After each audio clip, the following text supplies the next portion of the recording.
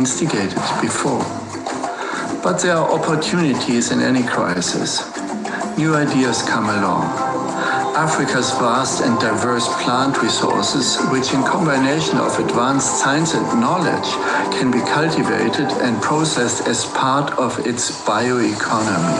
This is underlined by the new report of the Malabo Montpellier Panel. Good bioeconomy allows us to create the conditions in terms of technology, in terms of infrastructure, in terms of agribusiness and manufacturing to extract more value from the resources around us. And while doing that, we solve another challenge, which is creating jobs, well-paying jobs, innovating, and absorbing the rapidly increasing number of people who will be coming to the labor markets, both from the economic development as well as reducing our carbon footprint.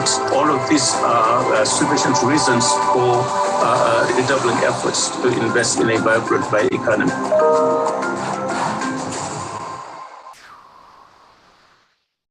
And we are live for the 10th meeting of the Malabo Montpellier Forum.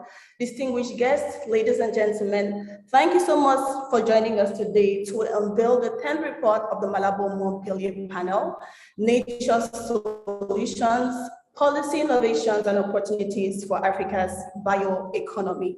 My name is Lai Butake. I am the Director of Communication and Outreach for Academia 2063, and I am joining you live from Dakar. Please go to the chat and tell us where you are joining us from. I am so excited because I know that this is going to be a high-level, high-quality conversation where we will emerge with recommendations and solutions on how the bioeconomy can become the game changer to accelerate the attainment of Africa's development agenda. This meeting is being live streamed on our YouTube channel, Malabo Montpellier Panel.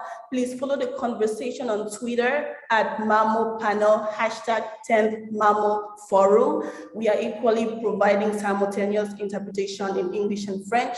Should you need that function, please click on the globe icon on your screen. Without further ado, I am honored to kick this off by inviting the co-chair of the Malabo Montpellier Panel, distinguished professor at the University of Bonn, Professor Joachim von Braun. Thank you, Lahi. Excellencies, ladies and gentlemen, a warm welcome, especially to our forum co-chairs, His Excellency Haile Mariam Desalegn Bosche, and Her Excellency Ambassador Asya Ben Salah Alawi. Welcome to panel members, and a special welcome to all our speakers, participants, and guests. With this report on the opportunities of bioeconomy in Africa, we draw attention to fields of innovation that are rapidly evolving worldwide and where Africa is well positioned to create its own unique African approach. Bioeconomy refers to the application of science, technology, and innovation to the sustainable production and use of biological resources for innovative products, processes, and services in all economic sectors. As African countries are rapidly expanding their science capacity and leapfrogging into bioeconomy becomes a real opportunity. A key recommendation in the report is on strengthening links to research and development and markets for new bioproducts and biosolutions. African bioeconomy agenda shall be addressing practical and concrete issues and opportunities, such as broadly food security, carbon farming as part of the climate agenda, clean cooking fuels, meaning healthy cooking fuels, bioplastic, sustainable construction, and biopharmaceuticals. Internationally, ladies and gentlemen, bioeconomy agendas are guided by the International Advisory Council on Global Bioeconomy. 4 African leaders in bioeconomy are represented well in that council, representing Africa well in that council. And the co-chair of the council, Dr. Julius Ekuru, head of BioInnovate Africa, is speaking to us later today. Africa is also increasingly represented at the bioeconomy summits. At some point, I hope in the future, Africa should consider hosting one of the bioeconomy summits, which bring together thousands of bioeconomy players. These summits are held every 2 to 3 years.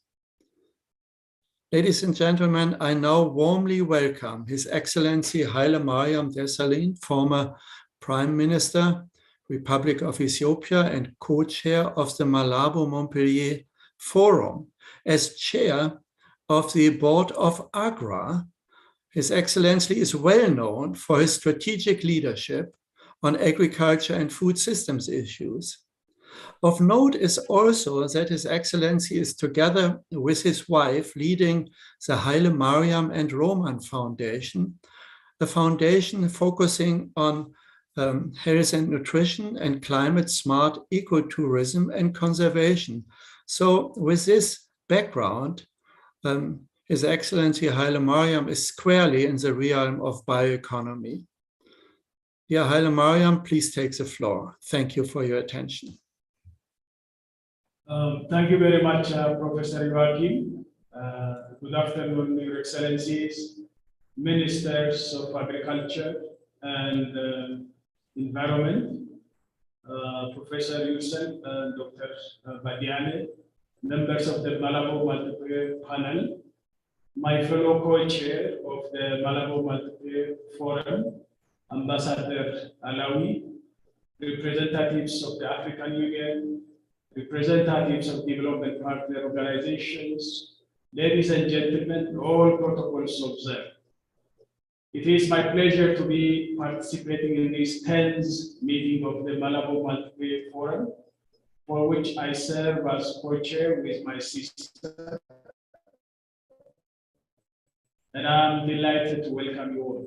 The topic of our meeting today, developing a sustainable bioeconomy for Africa, could not be more timely and is of particular importance this year. And with the UN Biodiversity and Climate Conference on the horizon in the coming days, I think it is very much timely.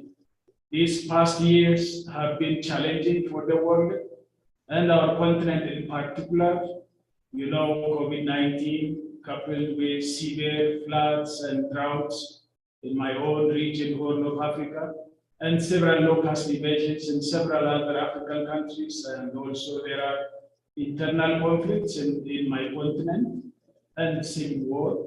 But currently, the war in Ukraine are testing our systems and our resilience to withstand shocks and prolonged stress. And it has seriously affected our food systems, and producers' prices are extremely low, while inputs are either more expensive or even not available. The pandemic, in particular, has put at jeopardy decades of continued progress on an economic development, not only in my own country, but across the whole continent, and has set back progresses on countries' abilities to deliver on the targets set under the African Union Agenda 2063.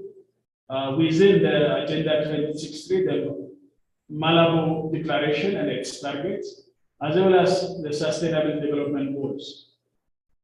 Policymakers are grappling with uncertainties surrounding food supply, demand, and trade, and identifying the most appropriate measures to ensure that the pandemic or climate shocks and ongoing wars do not translate into the severe and prolonged food crisis. Wheat, maize, and oilseed prices have surged in particular, and the FAO's food price index has reached historical highs. In my own country, Ethiopia, 35%, and food prices have skyrocketed in the past few weeks. People are struggling to make ends meet, especially with unemployment hitting new record levels. There is a significant shortage of food commodities such as bread and oil, which is very important, especially for the poor, and prices have soared As a result, many bakeries have had to shut down. Fuel prices have increased by at least 30%. In some areas, even went up to 50% over the last few weeks.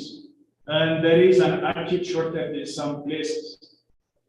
On top of that, Ethiopia is suffering its worst drought in decades.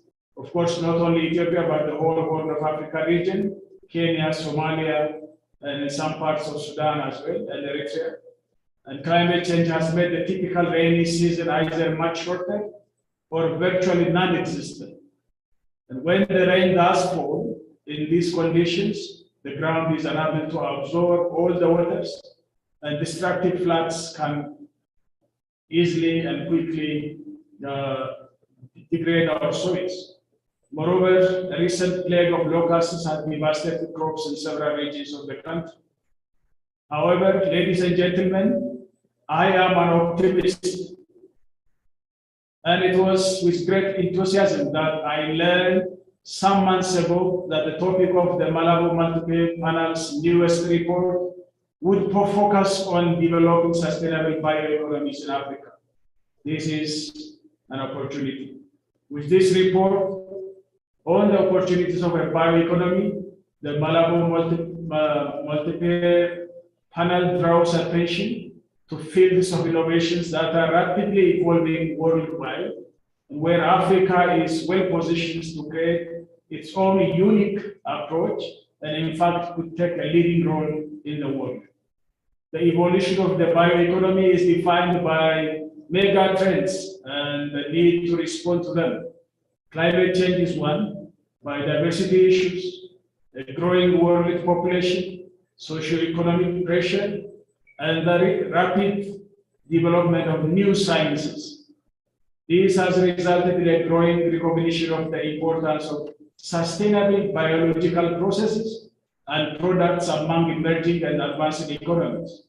Industries related to construction, food and agriculture, bioenergy, and biopharmaceuticals are significantly connected or based on bioprocesses.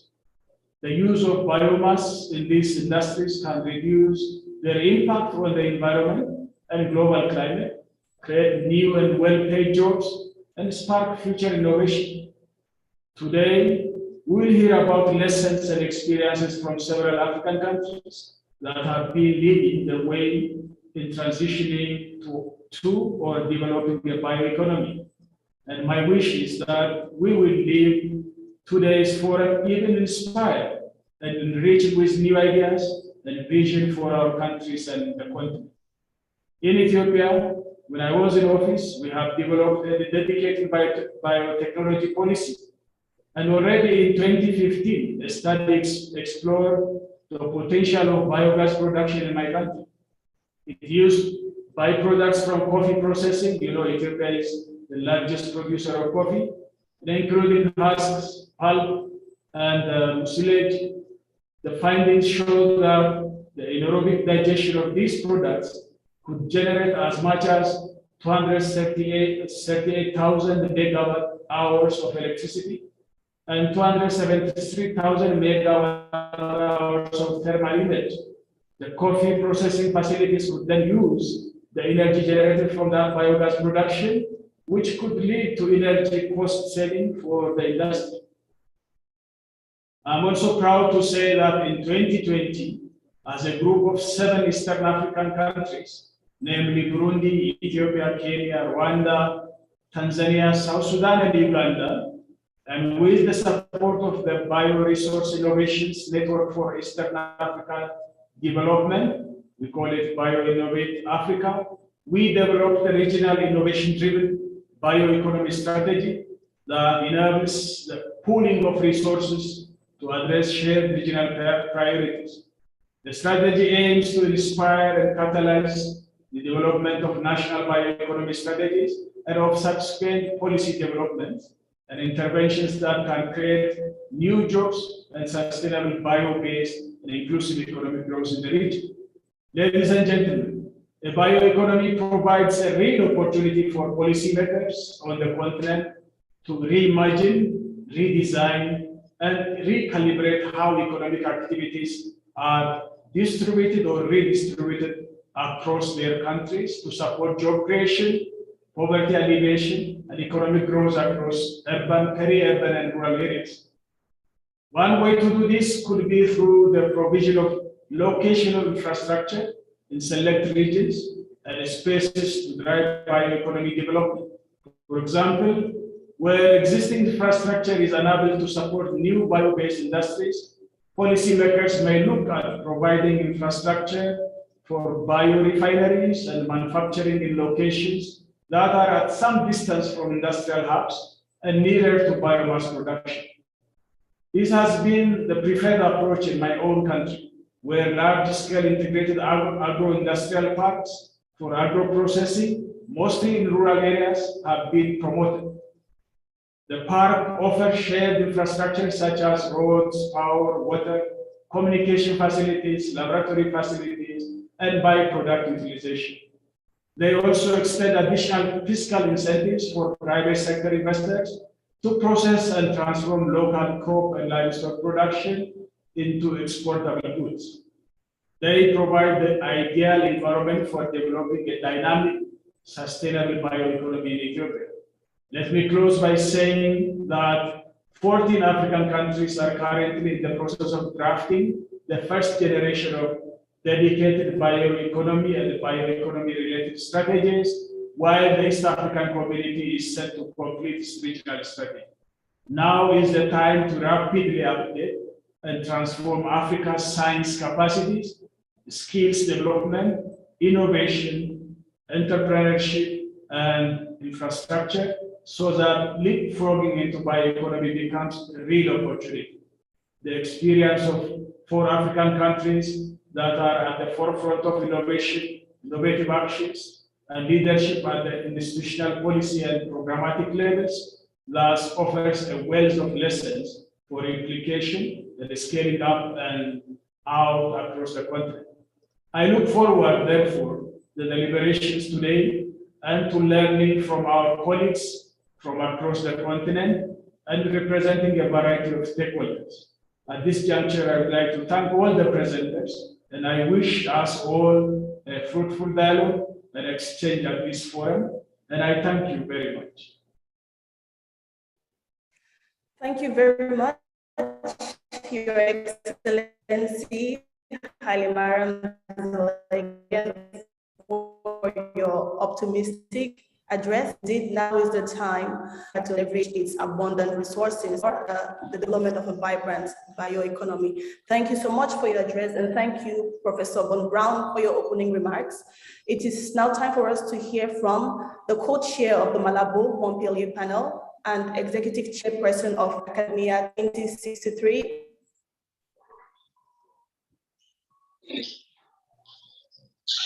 Looks like you broke up. All right, I take it from there. Thank you very much, Lai, for welcoming me. And thank you to those who have joined us here today. Your Excellency, Prime Minister Desalegn, and Your Excellency Ambassador Asia Ben Salah, my colleague co-chair Joachim von Braun, and those of the panel who have joined us, but also the representative of the countries and regional economic communities are here today with us. To all of you, welcome, and all protocol observed. I would not continue before recognizing His Excellency Minister Law of Malawi. Welcome, sir, for joining us today. And my elder brother and friend, Dr. Mohamed Al-Khadi from Morocco. It's a pleasure to have you and to see you in the audience here. Everybody else, welcome to the 10th Malabo Montpellier Forum event on bioeconomy. To link it to current events, what we are seeing, not just from COVID, but in particular the Ukraine crisis, there is a need for us to be much more creative and innovative in diversifying our food sources, where we get foods, both in terms of variety of foods, not just a few that we depend on and desperate if there's a shock, but also in terms of a healthy mix of a supply chains between shorter and longer supply chains. And finally, doing something about the cost of food as well, so that more people can absorb shocks to food prices when they happen. Now, we can look into traditional areas to find the solutions or in new and emerging areas. And I think this report and what's in there is pointing to potential opportunities to create new sources, not just for food, but also for employment, for wealth, for new materials, and so on. I would not dwell on much on the content of the report because I know you're going to have a substantive presentation, but also His Excellency the Selegan, as well as my co-chair, Professor Von Braun, have spoken quite a bit about the importance of the bioeconomy and what it entails. I will perhaps just tell a little bit about the work of the panel and the forum to give you a context and a background to this meeting. Just like we're looking at bioeconomy today, the work of the panel is to look at strategic areas of critical importance to the African agenda today and in the future. And the way we look at it is a little bit different and particular to the way we do business. We don't look at the complexity of the issues involved. All we're interested in looking at is to understand where has progress been made in those areas and what are the factors underlying that progress and the lessons to be drawn from there to facilitate replication and scaling up. So when we start in a new area, we develop a methodology to rank African countries and take the top 6, 5, or 4 of those countries, and we carry out studies to understand what they did to make progress possible. And when we say what they did, it is in terms of what other countries can learn from and replicate and imitate. And we do believe that the easier things for countries to learn and imitate are things that are actions that are undertaken by governments that other governments can use to catalyze activity and progress in their countries. And when we do that, we then look therefore at what institutional innovation those countries have carried out to enable them to make progress, what kind of policy innovation reforms they've undertaken, and what kind of programmatic intervention they have carried out. All 3 bundles of activities that any government can look at if they're willing to do the same thing, to copy, to replicate, to imitate, and to scale up. So that's what we did in the case of bioeconomy. You will hear from my colleagues presenting the report. We looked at the leading countries in Africa: Ghana, Uganda, Namibia, and South Africa. This is a really very, very green area where we need to do quite a lot more. South Africa is one of only 15 countries around the globe that have a full-fledged comprehensive bioeconomy strategy. Others are following suit, as we'll hear from the report. And we also heard from the opening remarks from Prime Minister de Salegan, how many other countries are all embarking into this journey. The promises of bioeconomy are enormous for our countries. So the report has detailed what is possible, what the opportunities are. So that is the work of the Malabo Montpellier Panel. And once we do, we hand over the report and table it at an event like this today, which is under the Malabo Montpellier Forum, which is the twin activity to the Malabo Montpellier Panel. And forum is co-chaired by Ambassador Bensala and Prime Minister de Salegan. So we welcome you to this event today. We hope you will have an entertaining, enlightening presentation and discussion and interaction. So welcome to all of you who are taking your time to join us. And again, thank you to our co-chairs and our friend panelists who are here. I will now hand over to Lai Butaki, our Director of Communications, to lead us to the next phase of this program today. Thank you, everybody. Nice having you with us. Thank you very much, Dr. Badian. I hope everyone can hear me now. We will be moving on to present this much talked about report, Nature Solutions, Policy, Innovations, and Opportunities for Africa's Bioeconomy.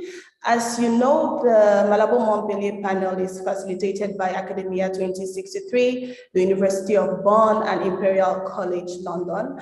and it is made up of a panel of 18 experts in agriculture and food security. We are about to hear from two of these experts. First up, we will be listening to Engineer Dr. Dorothy Okello, who will be making a presentation on the report. She is a member of the Malabo Montpellier Panel and Dean of the School of Engineering at Makerere University. Dr. Okello, over to you. Hey, thank you very much, and good afternoon, good morning, everyone, where you are. It's a pleasure to present a quick outline of this report as the first part of our presentation. And in that, I will highlight the main report findings, and which highlights, one, what is the bioeconomy? We'll start off with that. We'll then look at what are the opportunities that created by the bioeconomy, and then look at some thoughts in terms of what is the enabling environment, and kindly request for some assistance with the slides. So moving on to what is the bioeconomy. And here we had a definition well shared earlier before with us. And what we're looking at is referring to the production and utilization of biological resources, applying science and technology across all economic sectors to facilitate productive innovations and to ensure a more sustainable use of the resources. And in this case, the definition goes well beyond the traditional production-oriented approach in agriculture, forestry, and fisheries. There is added prominence of knowledge, both scientific and traditional, technology and innovation, as well as an emphasis on the development of bio-based processes, products, and services. A bioeconomy thus extends the use of biomass beyond food, feed, and fiber to include a range of pharmaceutical, industrial, and other value-added products, such as green chemicals, industrial materials, and energy. And therefore, developing a sustainable and circular bioeconomy for Africa offers opportunities to use knowledge and biological resource to provide products, processes, and services that optimize the social, economic, and environmental benefits for a continent that is seeking to achieve societal prosperity. A sustainable and circular bioeconomy can serve as a broad range of development needs, from food and nutrition to energy and decent jobs. And this is detailed in the report, and I'll highlight a bit more about this. Next slide, please. So if we look at then some of the continental and regional frameworks that are underpinning this area. And we start first at continental level, where we have the Africa Union CISA of the 10-year strategy that aims to transform Africa into a knowledge-based and innovation-led society. It identifies food security, nutrition, and eradication of hunger as top 3 out of the 10 priority areas that are listed in terms of where these would be of most benefit for the increased application of science, technology, and innovation. The CISA, or the strategy, also promotes human capital development, innovation, value addition, industrialization, and entrepreneurship, as well as calling upon the AU member states to upgrade their science, technology, and innovation infrastructure, to strengthen the innovation and entrepreneurship environment, and allocate at least 1% of GDP to research and development. Still at the Africa level, we have also the African Biosciences Initiative, which is the flagship program of the Science and Technology Consolidated Plan of Action, which fits into the agricultural, environmental, and health strategies of NEPAD, and currently implemented through 4 regional bioscience networks, including SunBio, as it's referred to in the South African case study that is within the report. Also at Africa level, we have the Bioenergy Policy, which is a joint effort by the African Union Commission and UNECA. And this was published in 2013. And this policy framework emphasizes the role of regional coordination for the production, trade, and use of bioenergy. And these coordination efforts include the harmonization of policies that facilitate the development of a viable modern bioenergy sector led by the regional economic communities. Still also at the Africa level, we have the biological intellectual property, which is a continental strategy for geographical indications by the departments of agriculture, rural development, blue economy, and sustainable development of the AU. And this IP policy aims to align IP goals with the AU Agenda 2063, with CADEP, with the Malabo Declaration, and also with the Sustainable Development Goals. We have also at a regional level coming down. So we have the Africa level, we have cross-cutting as the IP policy, and then we have also the regional efforts. And here, for example, we have the Eastern Africa community, which has produced its own bioeconomy strategy that's awaiting adoption. And I'm happy to report that as part of this forum, Dr. Julia Sechuru, one of our speakers today, will talk about more of this in the next session. Next slide, please. Yes. So in terms of the opportunities then,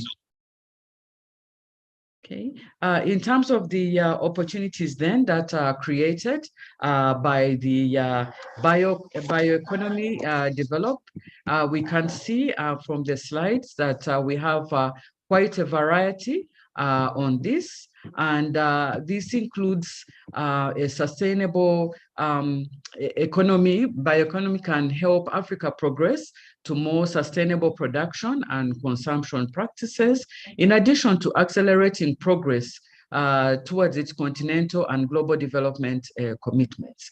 This also includes the use of renewable biological resources, particularly those derived from agriculture, that can also help address and accelerate global sustainability. We also have the application of research and knowledge, both scientific and indigenous, that can enhance conventional linear value chains into more complex interconnected value webs, which would reuse waste from processes to create new products. In terms of enhanced new value chains, we also have the opportunities in terms of jobs. Employment opportunities are also created through the application of cutting-edge bioscience and biotechnology for example, in agro-processing and other value addition. Also, we have issues around food security, and indeed a transition to a bio-based economy can accelerate the kind of growth in productivity that is crucial to improving food security and nutrition, and this would then contribute to rural development and overall economic growth. There are some trade-offs that we need to be mindful about, and this is because developing of a bioeconomy requires careful consideration of the trade-offs and spillover effects that manifest in producing and consuming more biomass. For example, the overuse of and competition for water resources and land, the loss of natural vegetation and biodiversity, reduced food security, labor competition, and therefore there is need for careful design of projects. For example, inclusivity and co-locating biomass and feedstock production with food production can avoid or mitigate potential conflicts. Next slide, please. Okay, and so if we now look at, as we look to wrap up in terms of the enabling environment, and here again, we see a number of factors that we need to take into consideration. Why? Because a bio-based transition is a long-term commitment that requires planning and investments in biomass production, in human capacity, and innovation systems, as well as in the manufacturing capacity. And so we have different players. So at the higher level, in terms of governance, governments actually, and you'll see this in the report, are taking different approaches to facilitating the establishment of a bioeconomy. For example, Brazil and Tanzania are focusing on increasing agricultural productivity, whereas South Africa, Kenya are focusing on transitioning away from fossil fuels, increasing agricultural productivity, fostering new and efficient biomass use, and developing new industries and sectors. And also there's need for demand, and governments also can have a role in this, and they can generate demand using a carrot and stick approach by discouraging, on the one hand, discouraging unsustainable and environmentally harmful practices and products, such as conventional pesticides and plastics, while on the other hand, rewarding improved practices, products, and technologies, such as biopesticides, clean energy, and the others.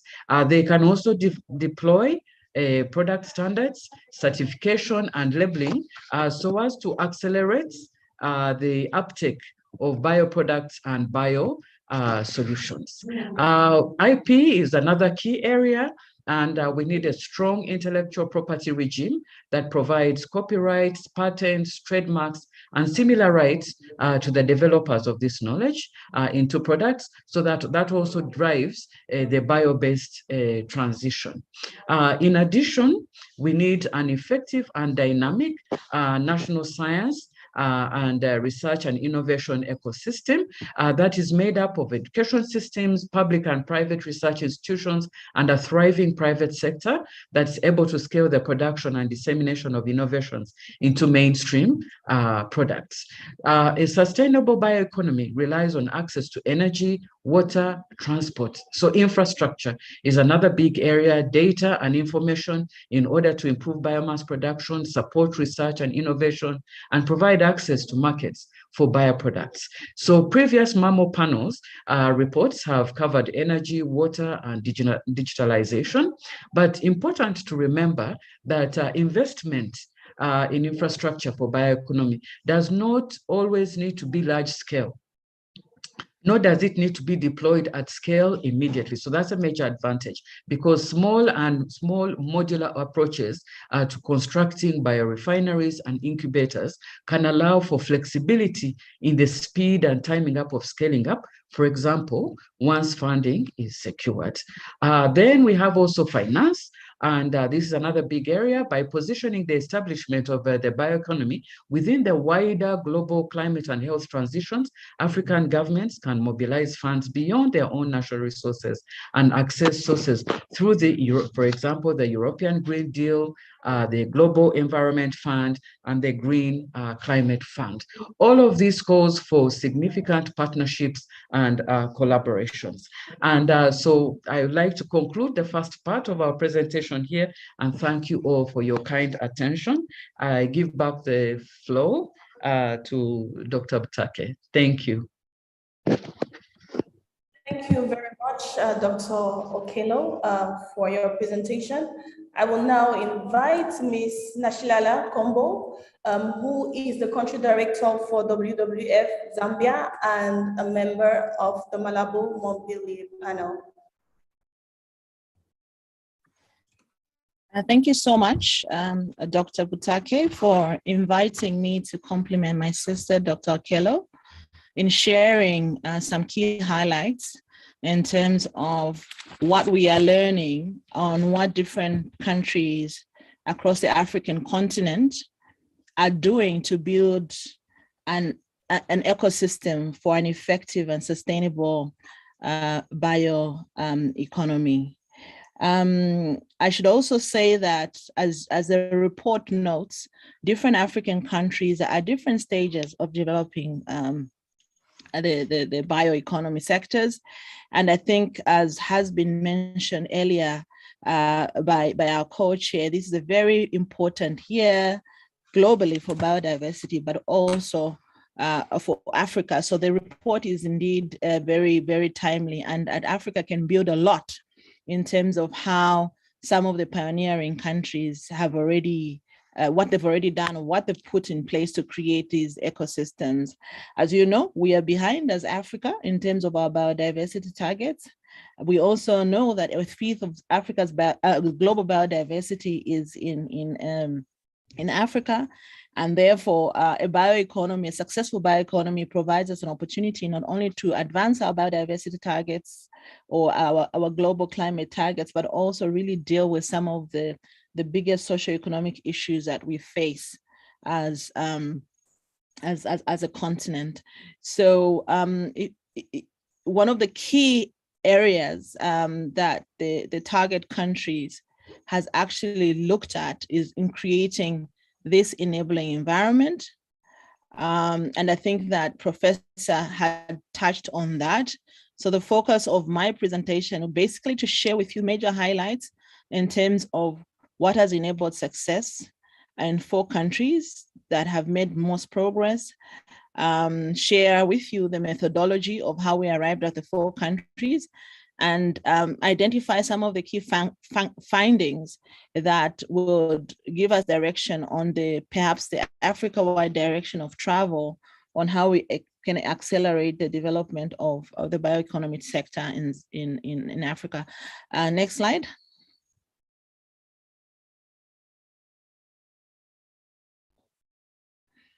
So I will not go into defining the bioeconomy as it was done by my colleague. I just want to stress that in selecting the front runners, a 2-step process was done. The first one was to establish the existing strong positive relationship between innovation and manufacturing, and data from the Global Innovation Index and also the World Bank National Accounts was looked at. Data also from the OECD National Accounts for manufacturing. You might want to know that only 1.9% of global manufacturing is coming from Africa. The number is very low. And so again, the bioeconomy sector, if developed systematically, would provide an opportunity to change that number and to change Africa from being a primarily raw material exporting and producing country. The second step also juxtaposes the innovation against biomass extraction. And again, data was put together from the G2 and UNRP Global Materials Flows database. You might also want to know that over the last few years, the World Bank has supported a number of African governments to start creating what are referred to as natural capital accounts. And these are accounts basically that attempt to put a monetary value behind the various natural resources that we have in different sectors. Next slide. Next slide.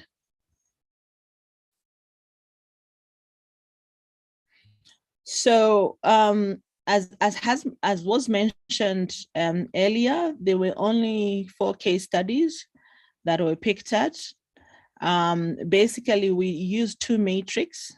One, we've identified countries that both had a very high G2 quotient, which is really around innovation.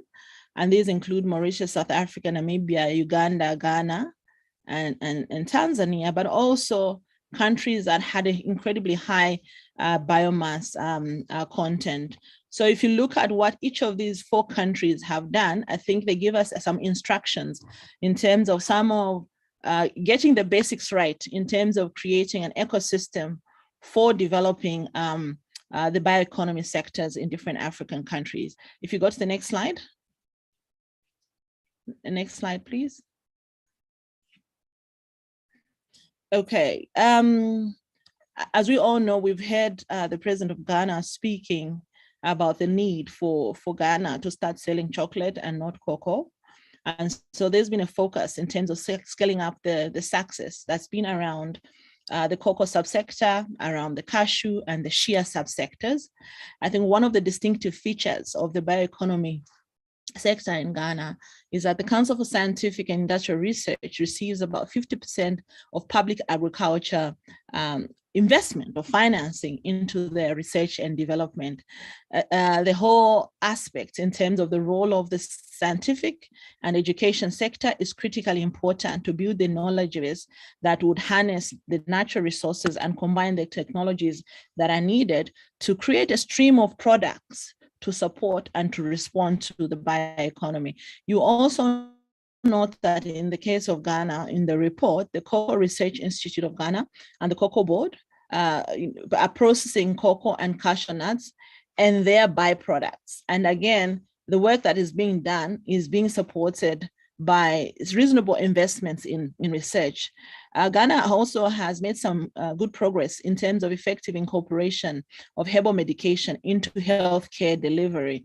And again, what that means is that the products that are developed to meet health needs from bioeconomy are integrated. There is a demand within the health sector. There's certification, there's intellectual property, and there's a raft of aspects from the enabling environment that have been created to facilitate the development of bioproducts to support the healthcare industry. And what this does is that it changes the numbers in terms of providing job opportunities for Africa's young people, for Ghana's young people. It also does a lot in terms of really helping the country build better around its economic diversification and building up its manufacturing base. Next slide. So Namibia is one of the African countries that have quite unique biodiversity in terms of its world flora and fauna, in terms of its climate, in terms of its topology. A lot of the investments in Namibia have gone science. Namibia has had dedicated institutional frameworks and policies that have guided the development of the bioeconomy sector. From the Vision 2030 to the National Development Plan to the National Biodiversity Strategies and in Namibia's Sustainable Blue Economy Policy, there has been an attempt and a focus to develop a dedicated bioeconomy strategy. You will be aware that Namibia is one of the countries in Southern Africa where the tourism sector is quite well developed, and a policy and strategy has been identified where wildlife resources have been harnessed to transform rural communities. Namibia also has worked and ensured that public and private institutions are working hand in hand in terms of supporting the bioeconomy development in that country. So as you can both from the case of Ghana and from the case of Namibia, the role of policy is very important. The role of research and investment in research is very important. And in the case of Namibia, you see a stronger role of the private sector in terms of driving bioeconomy development. Next slide.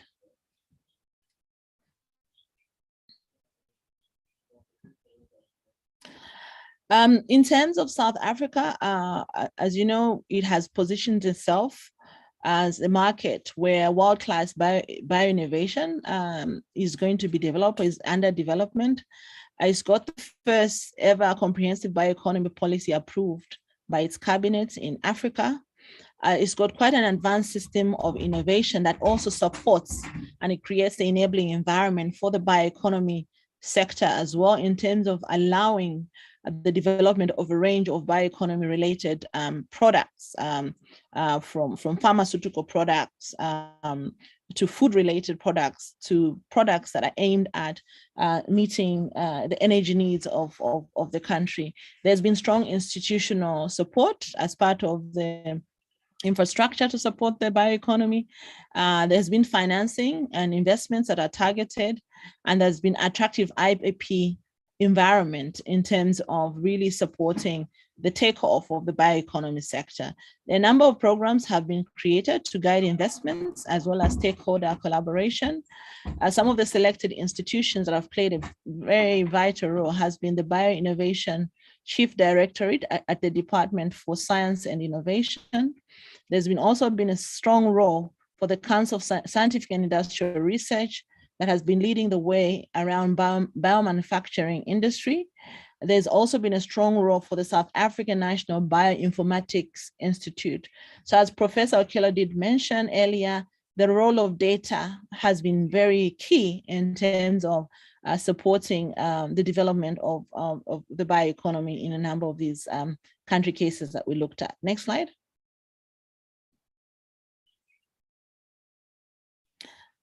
So Uganda, among other actors, Makerere University, there's been a focus in terms of really building the hub of excellence on agriculture R&D that has shaped the development of the bioeconomy sector in that country. There has been an environment that has been created to encourage the development of incubators, where a number of bioeconomy related products have been developed. Right now, Uganda has a draft bioeconomy policy, and we note initial successes in the processing of matoke and herbal medicine. As I mentioned earlier, the biggest challenge we have in Africa is that we're still not adding value to our raw materials, despite having policy statements, despite wanting to economically diversify. And these 4 countries have shown us how certain key steps can be put in place to start making that transformation. Next slide. Next slide. Right. So based on what we have learned in these case studies and perhaps globally, these reports provide some recommendation in terms of a potential action agenda that could help the bioeconomy sector in Africa develop at scale. The first one is to identify the gateway sectors through which to initiate the development of a transition to a bioeconomy. And I think here what we're talking about is how do we ensure that there's focused learning that is happening. And so if a country decides to focus on agri-related sector, the learning should be informed by some of the gateway sectors before the changes are translated to perhaps economy-wide policies and programs. Secondly, there's a need to strengthen the R&D.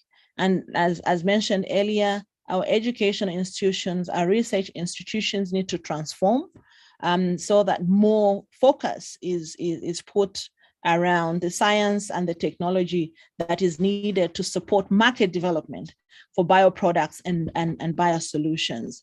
Thirdly, it was noted that there's a need for a demand or a market for the bioproducts and biosolutions.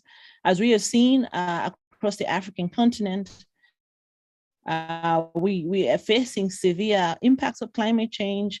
A number of our ecosystems that our people depend on have degraded enormously. And so the bioeconomy approach gives us an opportunity of really making sure that there's sustainable production, management, and consumption of these natural resources. But for these to be sustainable and long-lasting, there needs to be a sustainable market and taste and demand that is created for the bioproducts. Fourth, there's a need to regulate for sustainability of incentives and to manage the trade-offs. I think where bioeconomy activity has not started, we heard that in Ethiopia, fiscal incentives played a very big role in terms of catalyzing private sector investment and action to enable the development of the bioeconomy sector. And I think this applies across the board. The fifth measure or recommendation is the need to set up an independent national advisory board to inform and guide the development of bioeconomy in different African countries. So this is basically the action agenda that is proposed from the Nature Solutions report. I think we have a once in a lifetime opportunity for Africa to leapfrog the development of the bioeconomy sector. Why? We've got global commitments and Africans on commitment to deliver. We are incredibly behind in terms of meeting our job targets that our Africa's young people are pushing for. Again, the number in terms of Africa's contribution to global manufacturing is too low, and something needs to be done. And again, the bioeconomy sector provides an opportunity for us to accelerate that. The voice from Africa through an emphasis on bioeconomy can be different in the development of the global biodiversity framework that will be agreed on later on this year. So basically, where a strategic plan, a roadmap is going to be created on how the world can minimize the massive loss of biodiversity. For us as Africa, our biodiversity, our natural, our comparative advantage. So it's critically important. Use and sustainable management and sustainable production becomes a political priority. Thank you very much. I will now pass it on to the moderator to pick it up from here. And just to emphasize that this report nicely ties up with previous reports that the Malabo Montpellier Panel has produced that are looking at some of the subsectors where the bioeconomy sector can be developed, where the entry points can be created. Thank you very much. So I'll pass it over back to our moderator. Thank you. Thank you very much, Ms. Nashilala Kombo, for your insightful presentation. And now it's time for us to get into the meat and potatoes of the Malabo Montpellier Panel Bioeconomy report. It is my pleasure to welcome the moderator of our panel discussion. She is the head of Department, Agricultural Economics, Extension and Rural Development at the University of Pretoria, and a member of the Malabo Montpellier Panel, Professor Cheryl Hendricks. Good day. Thank you so much for the introduction. Your Excellencies, Honourable Co-Chairs of the Forum, the co-chairs of the panel, and to all the participants, good day, and thank you for the opportunity to chair what should be a really exciting panel of 5 people involved directly in driving the bioeconomy and in their countries and in Africa. It's always a delight for me to participate in the Malabo Montpellier panel discussions. As I daily reflect and catch up on what happened in the last 24 hours in our global situation, I'm always struck by how little we've learned through the lessons of crises and of the past. And I think one of the joys of participating in this panel is the focus on not only learning from crises, but how we can learn from the daily activities that African governments are making to make progress on the development agenda. And so for me, sharing these positive experiences is a real delight. So if we can turn to our first panel member, Dr. Adolf Adjenohome, who's director of the National Institute for Agricultural Research from Benin. So you've been involved in the process in Benin, and we've heard that the bioeconomy is a vital element for poverty reduction and sustainable development transitions. But we also know, as the previous MEMO panel report on energy spoke about, that we really do need energy development for taking these ideas of development forward in Africa. Can you please share with us what the government of Benin is doing to support the development of the energy sector through renewable energy, and particularly with using bio-waste? Over to you, sir.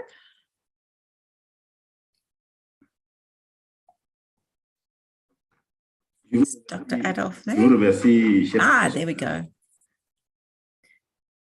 So just for those of you, sorry, so if for those of you who just need the translation, just look at the bottom of your bar and you can get the translation. Go ahead, sorry.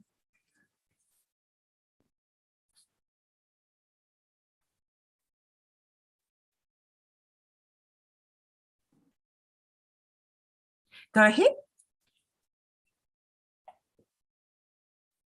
Je peux y aller?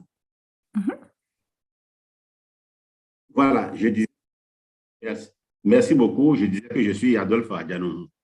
Je suis le directeur général de l'Institut national de recherche du Bénin. J'ai eu le privilège et l'honneur d'être désigné par son Excellence M. Gaston Kossou-Dossoui, ministre de l'Agriculture, de l'Élevage et de la Pêche du Bénin, qui au dernier moment a été empêché. Son Excellence M. le ministre de l'Agriculture du Bénin me charge de vous présenter ses compléments et ses excuses. Mesdames et messieurs les coprésidents, chers participants,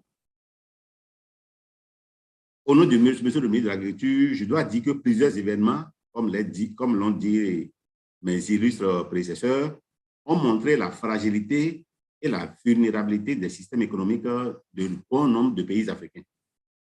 En effet, nos économies fortement dépendantes des importations sont souvent exposées à des chocs exogènes qui engendrent des crises avec des répercussions graves sur les populations. Pour exemple, si vous me permettez, je citerai juste la crise économique de 2008-2009 qui a eu des conséquences désastreuses sur le système alimentaire, ce qui a généré des tensions sociales qui sont traduites par des soulèvements contre la cherté des produits de grande consommation ou de première nécessité. Le recours à la bioéconomie, qui vise l'exploitation rationnelle et durable des ressources biologiques locales ou endogènes pour générer des produits de consommation partiellement ou totalement substituables aux produits d'importation, est donc extrêmement salutaire. Il importe de préciser que le développement des énergies renouvelables et l'utilisation des biodéchets sont du ressort au Bénin de plusieurs ministères. Il s'agit du ministère de l'Énergie, le ministère de l'Environnement, le ministère de l'Agriculture. Donc, toutefois, le ministère de l'Agriculture, de l'Élevage et de la Pêche peut indiquer que pour soutenir le développement des énergies renouvelables et l'utilisation des biodéchets, le gouvernement met l'accent sur le renforcement institutionnel et organisationnel à travers, premièrement, l'élaboration de cadres contractuels entre l'État et les communes. Les communes, c'est la gouvernance locale chez nous au Bénin. Deuxièmement, la création d'associations forestières dans ces communes-là. Troisièmement, le renforcement de la capacité de ces communes à élaborer des plans d'aménagement et de gestion des forêts. Quatrièmement, la mise en place de marchés ruraux de bioénergie. Je dois dire aussi que le Bénin dispose d'énormes potentialités en énergie renouvelable. Il s'agit de la biomasse, on en a suffisamment parlé tout à l'heure. Il s'agit des aménagements hydroélectriques avec une dizaine de sites plus ou moins de grande capacité et une centaine de petits sites de petite capacité. Il y a aussi les potentialités pour l'énergie solaire et l'énergie éolienne. Pour développer ce potentiel et en application de la politique bioénergie de la CEDEAO, adoptée par les chefs d'État de la CEDEAO le 4 juillet 2017, le gouvernement du Bénin a mis en place un instrument de financement des énergies renouvelables et un programme de renforcement des capacités nationales de planification et de gestion du sous-secteur des combustibles domestiques et de maîtrise de la bioénergie. Maintenant, de façon spécifique, je vais citer quelques réalisations phares. En matière de bioénergie, en matière de biomasse énergie, entendez par là les bois de feu, charbon de bois et les déchets végétaux, qui chez nous jouent un rôle de premier plan dans l'approvisionnement énergétique du pays, de par sa contribution à la consommation finale et totale d'énergie. Ça fait environ 60%.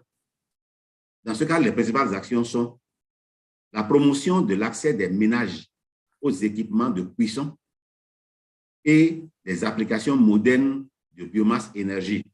Ceci est fait à travers le développement des capacités institutionnelles de ce secteur, la conception et la mise en place du système d'information écologique forestier, l'aménagement de l'accès des ménages aux équipements de cuisson à gaz et aux foyers améliorés, et l'appui aux producteurs locaux d'équipements de cuisson à gaz ou à l'éthanol.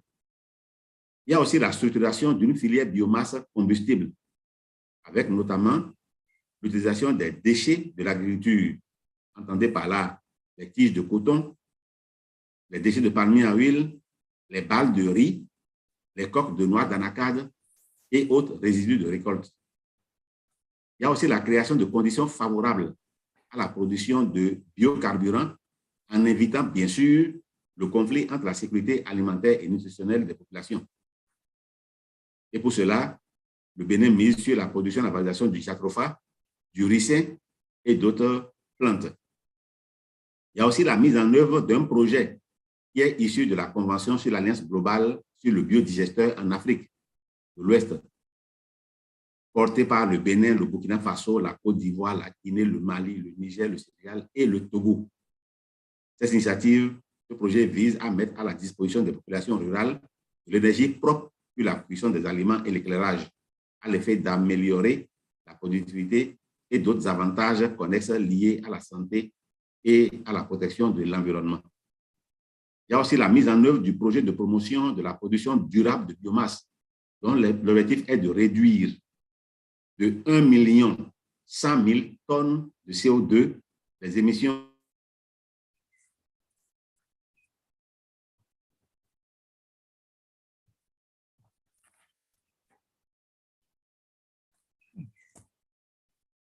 Wonderful. So many rich examples of lots of activity. That's excellent. Thank you so much for sharing the broad spectrum of energy-related ideas. What opportunities do you see for creating employment through the examples that you've given, particularly for young people?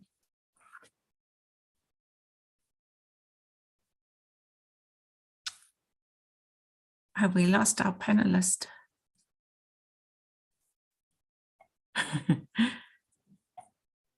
Oh dear. We lost him. We've lost him. Okay, we'll come back to him. Let me move on to Dr. Julius Sekuru. You've been mentioned already, Julius.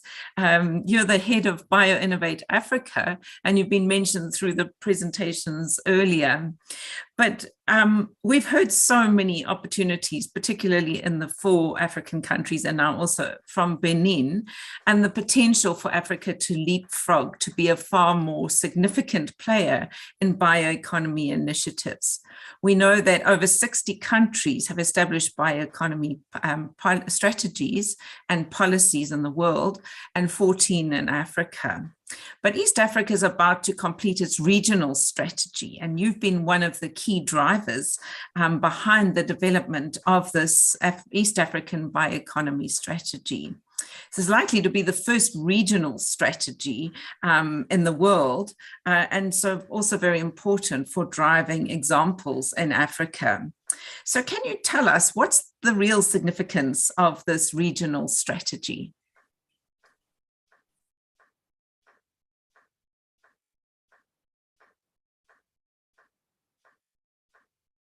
Julius? I can't hear you. I can see you speaking. No sound. Oh dear. We might have to come back to you. Yeah, Larry, do you know what's happening? Maybe he should disconnect and connect again. Yeah. While we move to the next speaker. Yeah. Thank you. Okay. Hilda, are you there?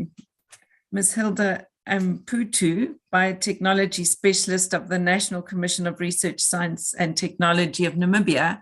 Can I just check you there before I pose the question? Yes. Yes, I'm here, Prof. Hendricks. Great, and we can hear you too. So we heard about your excellent example earlier, and in terms of your bioeconomy strategy and what you've been doing, particularly through the National Commission of Research for Science and Technology in collaboration with FAO. So can you help? One of the key issues that you face in Namibia is bush encroachment. Can you please help us understand where is Namibia in your bioeconomy strategy process, and how are you coordinating with stakeholders? Thank you, Prof. Hendricks. Good afternoon, ladies and gentlemen. Thank you so much for having me. It's an absolute pleasure to take part in this forum today. I just want to start with perhaps stating that the NCRST is mandated to monitor and supervise the promotion, coordination, development, and continuation of research, science and technology, and innovation in all sectors in Namibia. Now, to get to your question, NCRST has made significant progress towards the development of the strategy. In 2018, NCRST, together with the focus groups from different sectors in Namibia, started the development of the draft bioeconomy strategy. This was in line with the National Program on Research, Science and Technology, of which the biotechnology was a priority area.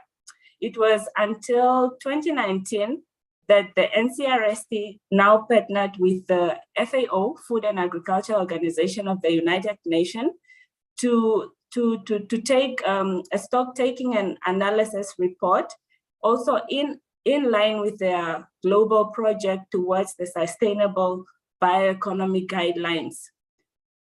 NCRST has constituted a bioeconomy multi-sectoral working group that consists of government institutions, private companies, non-governmental organizations, public enterprises, and higher education institutions to advise on the focus areas with the National Bioeconomy Strategy. With this, regional consultations were conducted within our 14 regions. This took place last year, 2021, of which a stock taking and analysis report was generated, and this report informed the draft National Bioeconomy Strategy. This strategy and the stock taking analysis was then presented to the key stakeholders last year as well, sometime in July, through an online platform. And then members were encouraged to do member checking so that they can just correct their inputs. And that is where the process stands currently. The next step will then be to conduct a final validation workshop, which is planned to take place next month in June, whereby stakeholders are invited to come and validate their inputs. And then we'll forward the strategy, the draft strategy, to the Minister of Higher Education, Technology and Innovation for vetting before it's submitted for cabinet approval. Now, in terms of consultations or coordinations, to make a positive impact from this strategy, it will then be achieved through coordination driven by the Bioeconomy Multi-Sectoral Working Group, as well as the responsible and lead agencies under each initiative or activity under the four main strategic objectives of this strategy. However, the overall function of coordinating the implementation of the National Bioeconomy Strategy will rest with the NCRST. Great, thank you. So you make a very important point that prioritizing this is one of the ways in which you gain the momentum for moving forward on the strategy. And initially, Namibia identified agriculture, health, and natural resources as the key priorities. What other sectors do you think are likely to emerge as you evolve the policy, and what will the role of science and technology play? Thank you, Prof. Perhaps another sector that will emerge is renewable energy, since it's one of the powerful tools that Namibia prioritizes to meet its national development goals in terms of socioeconomic development, as well as to secure energy. This can be achieved through the Energy and Renewable Energy Policy, which is also in close proximity with the National Bioeconomy Strategy being developed. For example, the use the use of energy from biomass in a power plant to generate electricity by the combustion of wood chips sourced from encroached bush, as well as municipal waste, for example, to use as bioenergy. Now, the role that STI will play, perhaps, we have a revised national policy on research, science, and technology, 2020 to 2030, which calls for the development of this national bioeconomy strategy. This STI policy gives more emphasis to coordination and management of science, technology, and innovation, sectoral development, collaboration, funding, and the need to address the institutional frameworks. The review also incorporates a programmatic approach to policy formulation. It emphasizes the need for a coherent, systematic, comprehensive approach to the determination of technological programs. Namibia takes advantage of research that strengthens agricultural biosciences innovation to ensure food security, enhance nutrition and improve health, enable job creation through the expansion and intensification of sustainable agricultural production and processing.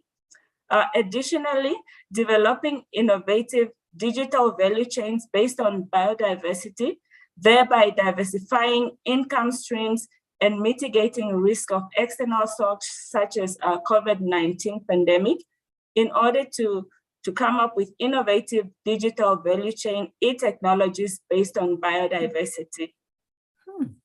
Wow, some amazing innovations there. The use of digital technology is fascinating. You also mentioned that you were using wood chips in renewable in energy generation. Can you give us some idea of the other products that you've used through debushing, and particularly how you've structured your programs to deal with financial, economic, and social sustainability? Perhaps other products are charcoal, animal fodder, compressed wood blocks, firewood, and fencing poles. The whole process of debushing and adding value for the above products creates employment in harvesting, processing, and logistics. Now, the program benefits from interministerial coordination, which is from the Ministry of Environment, Forestry, and Tourism, taking care of sustainability, environmental related issues, including aftercare strategies to prevent bush from regrowing. This is also done in conjunction with the Ministry of Trade and Industrialization through the Growth at Home strategy for trade, marketing, and value addition support. There are other stakeholders that are involved in the sector, providing technical, financial, and advisory support, including training harvesters in various harvesting techniques and their benefits. There are incentive mechanisms, such as a subsidy scheme for improved rangeland, value chains, example, animal feed, charcoal, and market development for woody products. A number of projects are indeed supporting government's efforts to convert biomass in useful products. Example, the GIZ support for debushing project. There are also several banks, like the Agri-Bank has pledged to support the sector by ensuring farmers and entrepreneurs will have access to financing and advisory services to turn the challenges of bush encroachment in the value addition opportunities. Great. And how in all of this do you support and involve Indigenous communities? In terms of supporting Indigenous communities, the bioeconomy strategy is built on the government commitment to ensure communities that manage, conserve, and use the resource are benefiting directly from these resources. The combination of various growth at home strategies and the recent Access and Benefit Sharing Act that actually came into force last year, November, for usage of genetic resources and associated traditional knowledge, also drives Namibia's ambition that issue of community benefits from their reproduce and and knowledge, and are partners in innovations and efforts to add value to the various resources. The bioeconomy strategy calls for initiatives such as increasing seed funding for value addition in agricultural produce, with a focus on neglected and underutilized crops, microorganisms, and plants, and also creating accessible food processing technology stations. This strategy also calls for activities such as designing and implementing a set of internationally accepted standards and certifications for bioproducts and services in the bioeconomy in order to accelerate products for commercialization. Sure. Clearly didn't catch you off guard with a question on Indigenous peoples and the way in which you've responded. Thank you. You put a lot of thought into your strategy, obviously. So let's go to your neighbor, South Africa, where we have Dr. Maneshree Jagmohan Naidu, who is the Director of Agricultural Biotechnology at the Department of Science and Innovation of South Africa. I'm proud to introduce you as a fellow South African, Maneshree, and great to have you contribute to the discussion. So you've heard the bar set by our neighbor, Namibia. And so you've been a real driver in this process in the South African context for a while, and have helped the country to really lead in terms of innovation and capacity on the continent. So well done for your work and your contribution, and we acknowledge that. But thinking about your experience, what do you think are some of the positives that have happened in the biotechnology process in South Africa? And where have you had to innovate to manage unintended consequences or trade-offs? Thank you very much, Prof. Hendricks, and good afternoon to everybody. And thanks for having me on this panel. I'm very happy to be here. Perhaps where I should start is that I actually joined the Department of Science and Innovation in 2013 when the bioeconomy strategy was about to be approved by Cabinet. In fact, I was there as part of organizing the launch in 2014. And also it was a year that I started to manage the agri-bioeconomy portfolio. So it's been a long road. I think a key inputs from the start have been that when the bioeconomy strategy was launched, there was a definite intention that we are moving away from simply investing in a biotechnology, but moving towards questioning, why do we want to invest in this bio-based technology? What are we trying to drive? And so, and of course, it was building from the grounding that around, just 1 or 2 years before that, we had the National Development Plan, which really set the tone for that there needed to be an outcomes-based approach. So we were fortunate, I think, in South Africa that we had good institutional mechanisms. There were many platforms and that had been built over the years, a lot of capacity to do biotechnology. So if I talk about a positive surprise on the health sector, and my colleague, or I wouldn't say it was a happy accident, but COVID was an accident. And so when the health sector had to position themselves to respond to COVID-19, because we had the necessary strategies, the platforms, the capacity, it was easy to respond, for example, recently to the WHO call to be able to use the capacity that we had developed and use the knowledge to make a definite impact. So already the system was positioned to develop reagents, to develop diagnostic kits. We had the antigen test for detection that was developed. And we were able to use, I think the department invested something like 81 million into the COVID-19 response. And we were able to leverage the 350 million in terms of the mRNA tech transfer hub that is to be established. So I think we were well positioned on the agri sector, which is where I lead.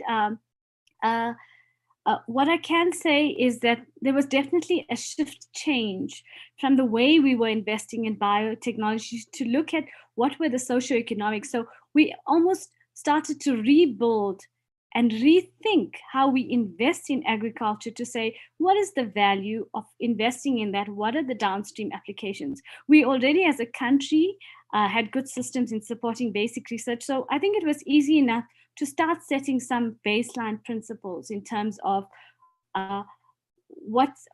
in terms of how we wanted to drive the implementation of the agricultural side of the strategy, what were some of the basic principles that we wanted to drive in terms of public-private partnerships, etc.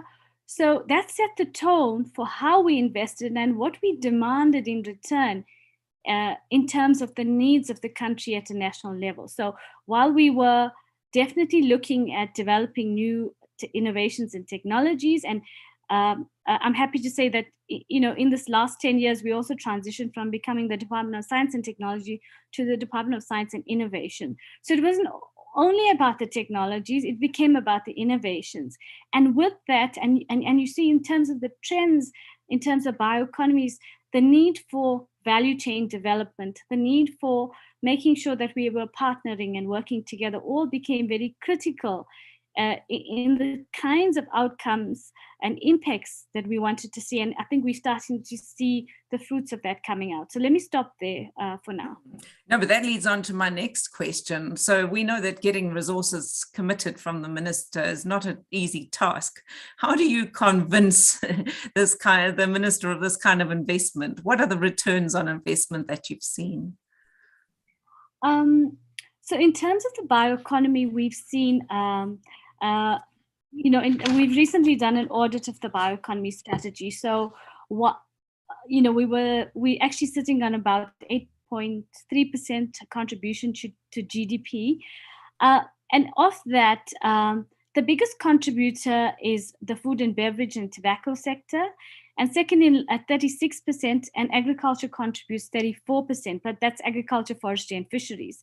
And I think on our forestry side, we already, in terms of our investments in biotechnology, we're already working very closely with industry where the biotechnology was used to determine and to screen trees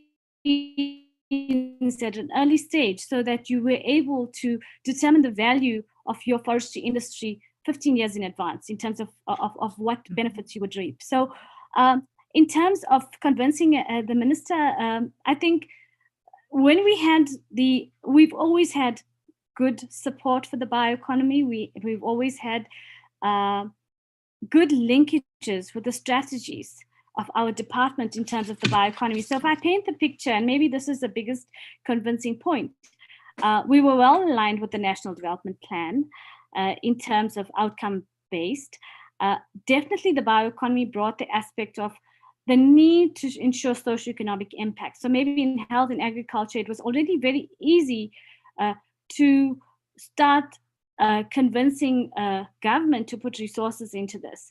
And the thing is to note is that as a DSI, we've moved the needle even further, that in taking forward the next decadal plan that is currently being discussed, and the new white paper on science, technology, and innovation that was developed in 2019, it started to drive home the need for inclusivity, for transformation, and also partnerships, so that as well as entrepreneurship. So it started to build the transition in terms of our strategies was very easy for us. The bioeconomy was right up the street in terms of the value it could contribute in terms of socioeconomic impacts.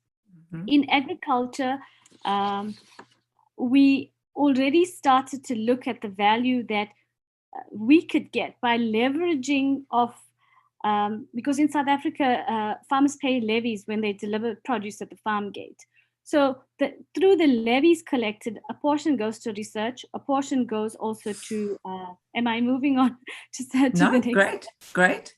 So a portion goes a portion goes to research, and a portion goes to transformation.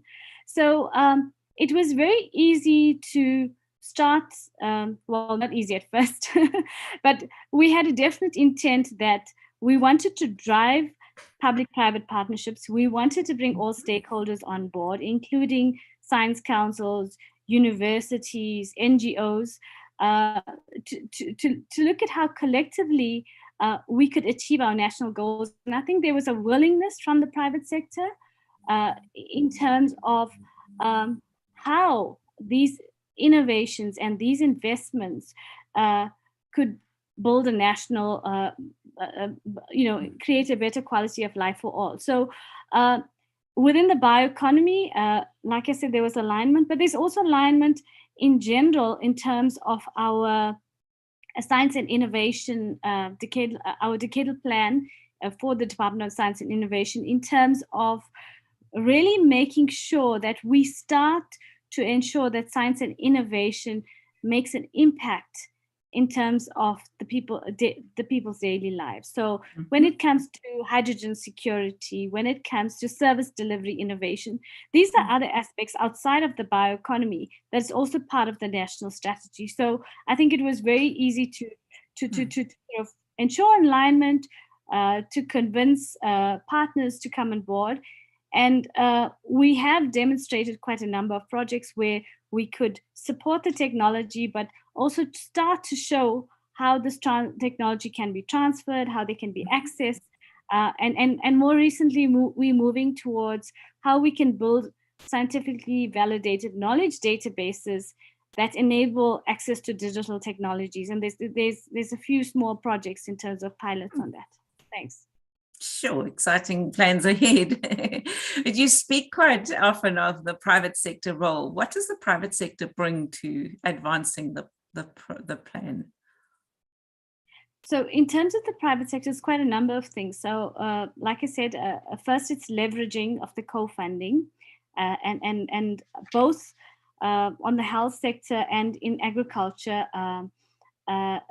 there's been a lot of investment, but in South Africa, the commodity organizations are quite well organized. So when it comes to supporting, for example, farmer development support, they're well organized in terms of providing input support, other aspects of the whole value chain approach. So it doesn't become our responsibility merely to invest in the technology, but it's the other aspects in the value chain, those gaps that become critical, and the support needed to those farmers to ensure that whilst they access the technology, they also have the mentoring, the know-how, the support in terms of growing their businesses to become commercial. So, and a definite intent of the government strategy is to grow the number of farmers who are part of the formal economy. It's not a secret that in South Africa, 80% of the commercial farmers, 80%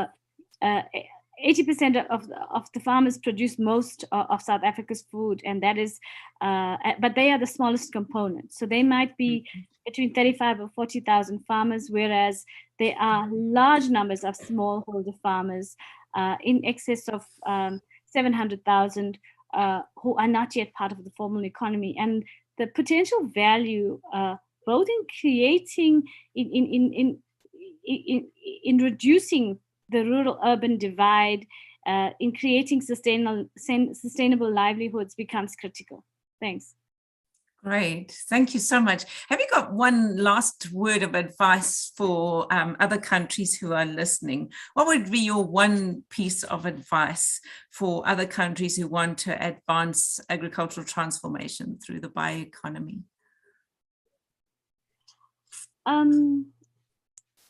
Particularly transformation or bioeconomy in general? Well, yeah, general, yeah. I think in South Africa, and particularly in agriculture, I'll speak from my own experience. And I've also about 2 years ago did a study on what would be the obstacles to commercializing technologies in agriculture. And a critical thing is, because it's niche, because it's small, the window of opportunity to commercialize an agricultural technology is small. So at the outset, it's the market that informs, and the previous speaker, Miss, sorry, I missed her name, Miss Kondo, sort of spoke to it. The issue of sort of defining the market at the outset more clearly becomes critical, because that is one of your biggest obstacles. If you at the outset haven't done sufficient studies, and I know that very often somebody will say they've done a feasibility study, but it's really about this value chain analysis to say what is the real opportunity for a particular commodity to succeed, whether it's creating spaces for the domestic market or the international market. But what is the unique opportunity? Why would you want to invest in that in that value chain and in that technology, and sort of lining up those players and looking at what are the gaps. So particularly on the private sector, we bring them in earlier in the project as well. So these become some of the key building blocks in terms of, and we have a specific sector in our strategy in agriculture where we look at value chain analysis and value chain development, so that when you decide to invest in a technology to plug into that value chain, you already know where do you want to go with this, and it's nicely mapped out in terms of who you need to bring on board, because the time, like I said, to market then becomes very critical. Over and above that, issues around funding management, obviously they need to be sufficient. So a really good feasibility study convinces a funder to put funding into it. So funding is also a challenge, and having sufficient amounts of funding. And in some instances, if you want to start small, you can also grow this value chain in terms of first the supply side before you're ready to put up a factory, for example. So let me stop there. Thank you. Thank you ever so much. Some real inspiration for other countries. Thank you, Dr. Jagmohan Naidu, for that really inspiring journey along South Africa's pathway. Can we move to Malawi now? And just to check that Dr. Yanira Ntumpanyama is online. Let me just make sure you can hear me before I ask my first question. Yes, I can hear you. Ah, wonderful. Good, good. And then I'll come back to Julius after you've answered your questions. So can you tell us, in terms of Malawi, Malawi is one of the few African countries that's integrated biofuels into your energy system using sugarcane ethanol that's produced and blended locally. Can you tell us a little bit about how this was done and what other countries in Africa can learn from you? Thank you, Professor Hendricks. And in the interest of time, Excellencies, ladies and gentlemen, good afternoon all. Malawi is one of the few countries in Africa that integrated biofuels into the energy sector. And the key was the political will, in which government directed that ethanol should be blended with petrol as a vehicle. The government was very much interested, so it was a cabinet directive in the time when we had a fuel crisis that happened in the 1980s or so. So in terms of local production of ethanol, the ethanol is locally produced. The ethanol industry has been anchored into the sugar industry, which has a solid base in the Malawian country and been in existence for a long, long time. This has ensured steady supply of raw materials for the ethanol production. But I need to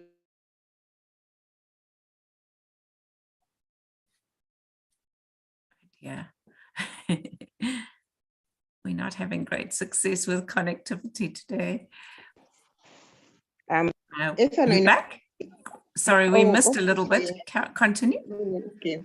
So I was just saying that although it has been produced for a number of years, we've had companies producing ethanol for a number of years, but the levels are very low, and maybe we need to do something about it. And ethanol in Malawi is produced as indicated from sugarcane molasses. Ordinary molasses is a waste that has almost, it has almost no use. So molasses, which would have to be disposed of into the environment and maybe cause environmental degradation, is being used for ethanol production, therefore reduces the environmental impact on molasses. So we used existing infrastructures. So the ethanol is distributed in the existing infrastructures for petrol. It is branded at depots and is distributed to customers as one product and not different from other products. So the ethanol is branded and does not require different pipelines. So the advantage is that we used the existing structures that were in place. And then we also had, among others, Malawi standards for use of as a vehicle fuel. We developed a vehicle fuel. So Malawi was one of the first, in actual fact, in the 80s, and especially in 2006, we had developed an ethanol-driven vehicle project. Wow.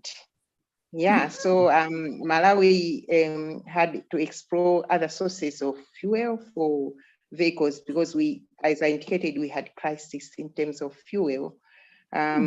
So this was actually in response to the National Energy Policy of 2003 that expressed that government of Malawi will work with the private sector to encourage the expansion of fuel ethanol production capacity to maintain the 20-80 blending. That's 20 petrol and ethanol be 80%. And the Malawi government was also going to support other fuel ethanol applications such as ethanol diesel blends and gel fuel. But I think we really need to do also more on the gel fuel because, you know, Malawi depends a lot on biomass in terms of cooking. So we end up having problems of deforestation and the like. So we learn from other countries like Madagascar, Tanzania, they've done very well. And we're hoping that we can learn something from that. So the promotion of use of ethanol as an alternative fuel in motor vehicles is expected to contribute to energy self-sufficiency, socio-economic development, and environmental protection. The use of locally produced ethanol complements use of petrol, thereby saving foreign exchange and also reducing reliance of petroleum fuel. Ethanol produced from molasses and other biomass feed stock is classified as renewable form of energy, of which its use reduces emissions of greenhouse gases. So we thought that was a very good initiative. And we know that although we don't have a bioeconomy strategy, but we started working on these issues sometime back. And we really need to have a transformative strategy that would help us, first in terms of complementing the transport and energy sectors on the initiatives that we have already started. But as a way forward, just like other countries have indicated that Madagascar and Tanzania are doing very well, we need a clean, sustainable cooking energy. So I'd like to pause there. Great, thank you. So apart from the car, are there other bio-initiative examples that you can give us that are innovative from Malawi? And are you using any of the biomass from the maize sector in any of those innovations? Yes, there are a number of initiatives that are in place. that are using different kind of technologies related to bioeconomy. I want to mention a very unique one because I know some have already mentioned other examples. In addition to energy, another example is an integrated agriculture, aquaculture farming system being promoted by the government. This entails farming of fish, livestock, and crops, including vegetables on a given piece of land. In this development, what we are trying to do is like have an ecosystem-based approach, whereby you integrate all these components of agriculture. But on the other hand, you're also integrating fisheries component, where whatever is being used from livestock, like the dung from livestock, would be used as a feed for the fish. And then you would also use the other components to formulate bioenergy, like whatever waste can be used to formulate biogas. Whatever waste is also used for cooking. On the other hand, the manure can be used for vegetables, so very comprehensive. But what I've learned is that this kind of ecosystem-based approach also help the young to be motivated and create a job for the young people. Great, great, really important need. So you mentioned the energy for cooking and the jobs, which are really, really important. Thank you so much, Joanna. Can I go back to Julius? Are we able to hear you, Dr. Julius Sekuru? Yes, Professor. Hello, hello, do you hear me? Just a quick reminder for us to try to stay on schedule. Yes, yes, yes. Thank you. Thank you. Julius, you there? Yes, I'm here. Do you hear me? Yes, I can hear you. So tell us, what's the big importance of the East African bioeconomy strategy? Okay, first of all, thank you so much, Cheryl, and thank you, Dr. Usman and Professor Joachim, for inviting me to this panel. I have good news for you, Cheryl, that the East African bioeconomy strategy was approved. It was adopted by the East African Community Council of Ministers of Education, Science and Technology, Culture and Sports at their 17th meeting, which took place on the 19th to 23rd of April in Dar es Salaam. So as you have maybe noted, and also as Joachim mentioned earlier, this makes East African Community the first regional economic bloc to have a regional bioeconomy strategy. And we are excited about this and also grateful to the East African community for taking leadership in developing a sustainable bioeconomy as the future growth strategy pathway, not only for the region, but also for the African continent. Maybe you've asked why this regional approach is important. Let me just share only two reasons because of time. Okay. So the ultimate benefits of a sustainable bioeconomy with respect to carbon emissions reductions or conservation of biodiversity, clean water, air, and so on, are better realized at a regional level. And you may ask why, but if you look at our resources, biological resources, they're all transboundary. And the effects of climate change or biodiversity loss or water conservation, name it, they are also transboundary in nature. So it's important to have that regional perspective of bioeconomy. Not mentioning the connected cultures and traditions that we share. But more importantly, I think second reason is, we can have individual country wins, let's say by adding value to specific bioresources, like also Dr. Dorothy Okello mentioned in her presentation. But we need cooperation in science and technology at a regional level to leverage each other's scientific expertise and also the capabilities that we have in the countries. But more than that, I think we also need regional markets to exchange, value-added goods and services.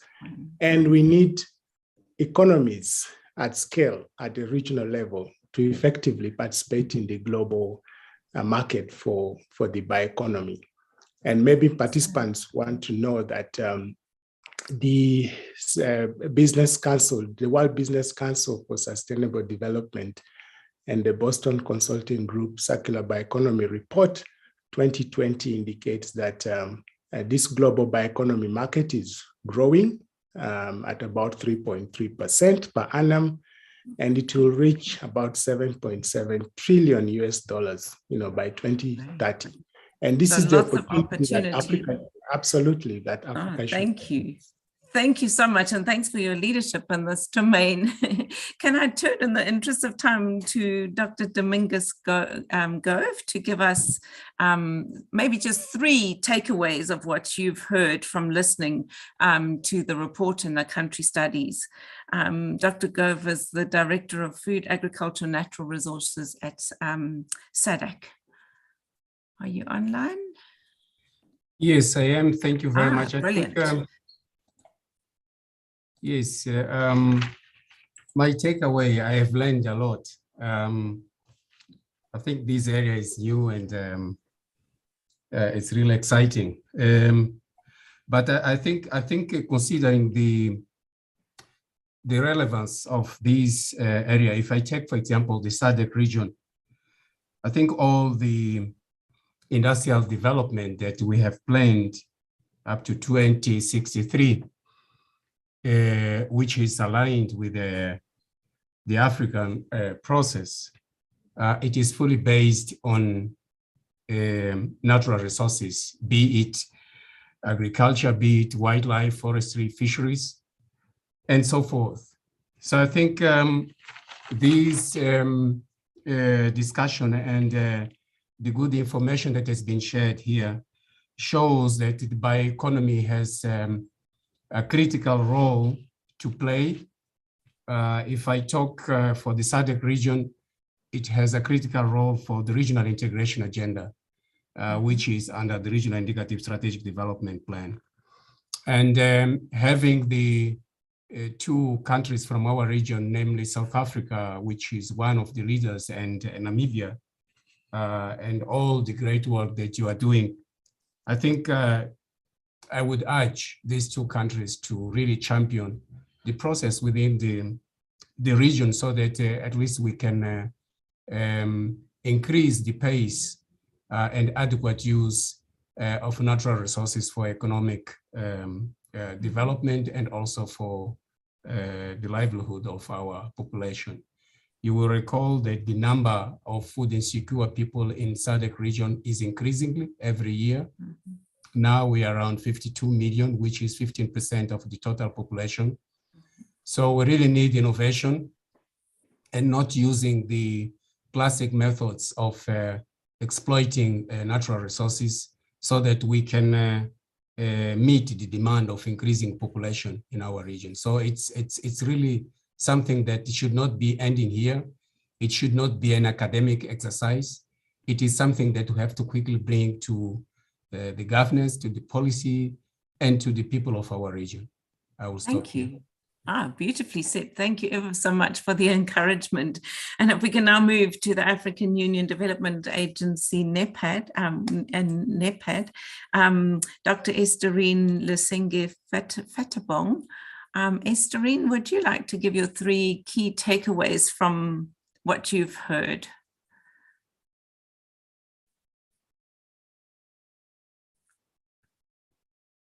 Esterine, are you there? Yes, I am. Brilliant. Thank you very much, Sherry, and good to see you. Yes. It's been a while. And let me, for the interest of time, just recognize everyone present and really thank the presenters for the excellent presentation of the report. We are really pleased with the findings of this report, and we want to congratulate really the panel as well as the forum for the excellent work that they have been doing over the years in picking up very critical issues to the African economy development and reflecting on them so we can learn lessons and see how we move forward. For the interest of time, I won't go a lot on what NEPAD is doing, but just to highlight that this has been a priority in saying how do we use science and technology and innovation as drivers for Africa's development, because we do sincerely believe that innovation is the key driver for change. And over the years, we have invested in several programs on science and technology, some of which you are aware of, like the ASTI program that have done data measurements over the innovation measurements over the years. And we are changing that because of the lessons learned to not only look at measurements, but look at how these data address policy questions.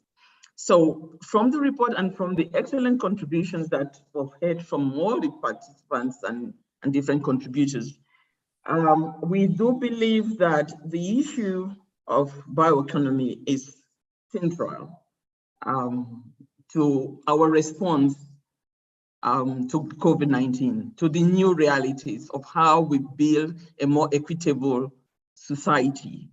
Bioeconomy will have a major role to play, and we believe that we must make the strong linkage between knowledge, utilization, and the society. So it just should not be research for research sake, but ask the question that my sister from South Africa said, you know, those critical questions of what is the value for the investment we are making in biotechnology? What are the downstream applications? And how are they benefiting society? What are the relationship with the private sector? I think when we ask those questions, then we create the policy environment that encourage this organic relationship, you know, between the knowledge and the utilization through the bioproducts that we are developing. And those products must be in response to the needs of society. So from a NEPAD perspective, we think this relationship is critical. And going forward, taking this report forward and building on what the last speaker just said, we must take this to the level of the policymakers so that we emphasize the importance of this relationship and the opportunities that a bioeconomy provides to create jobs and address the inequalities that our societies are currently facing. I think the second message is the one on coordination and collaboration.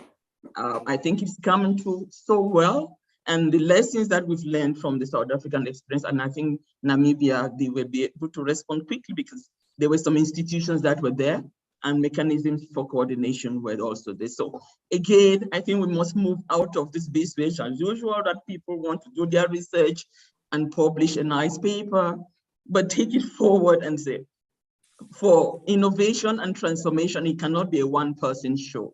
It has to be collaborative work between institutions, between individuals, between organizations, between different levels of actors.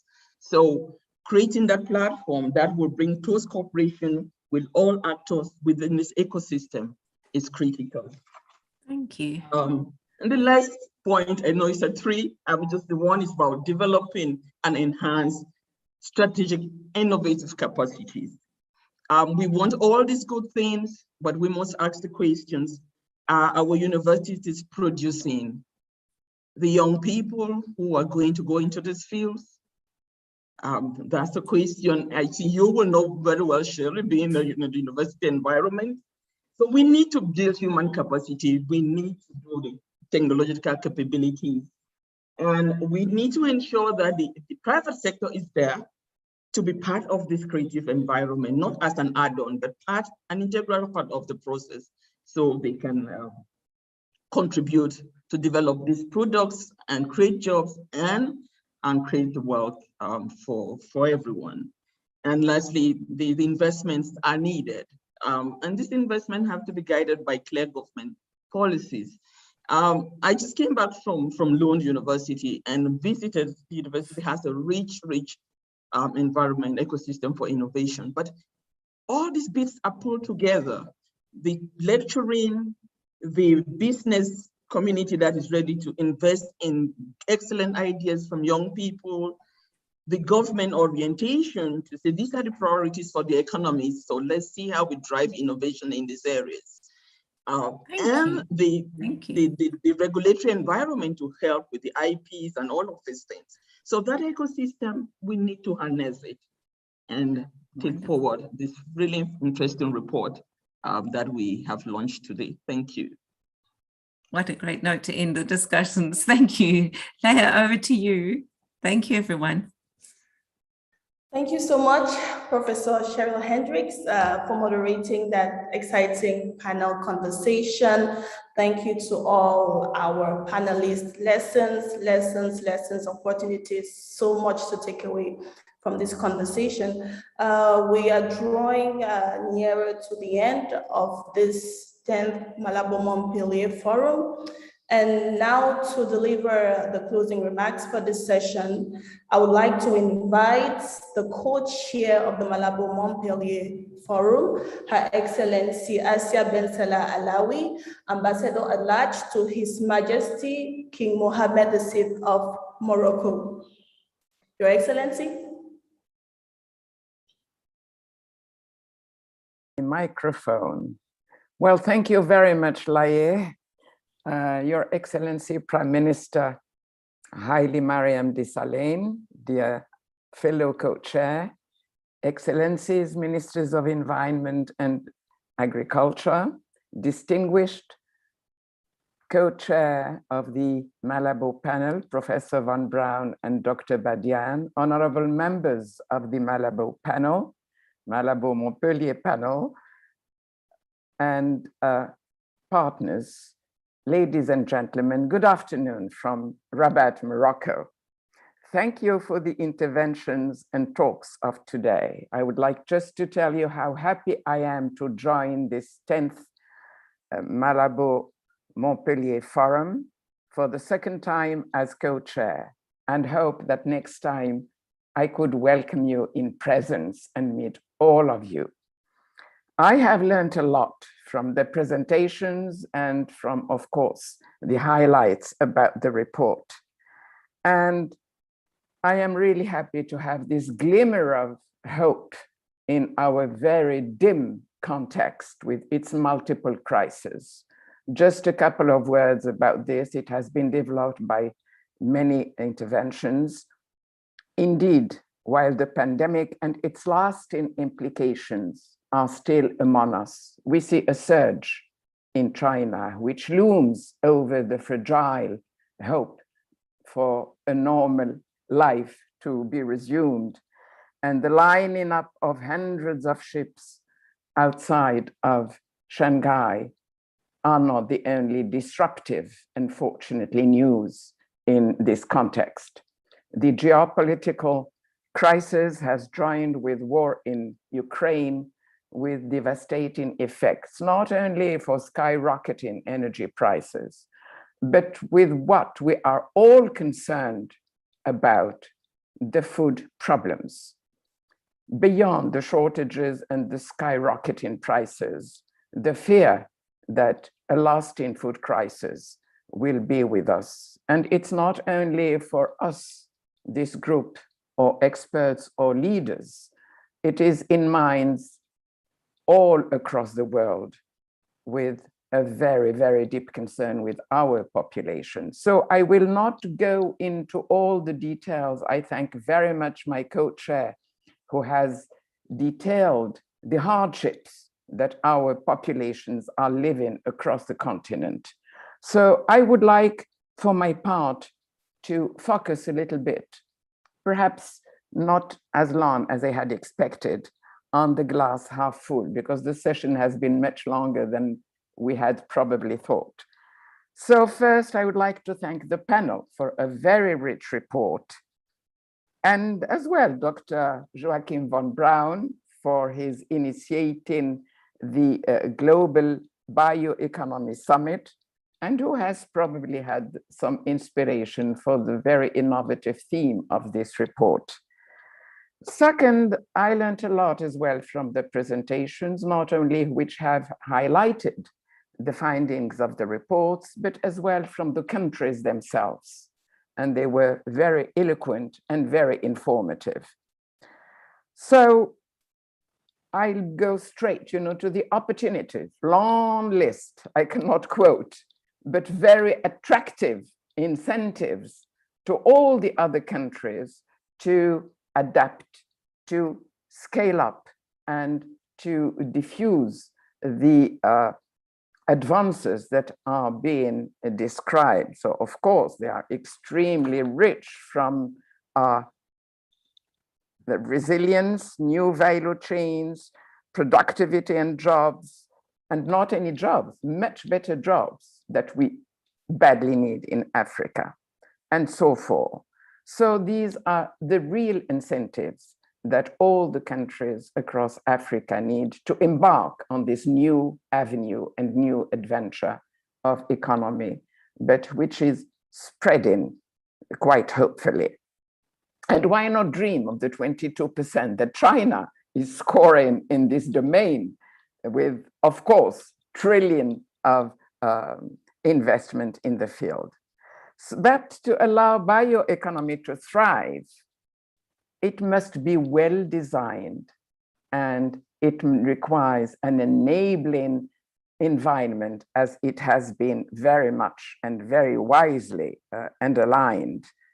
The centrality, of course, of science and research and innovation, the real driving force to transform not only ourselves, but as well all our societies. Science and technology allow us to do more with our resources.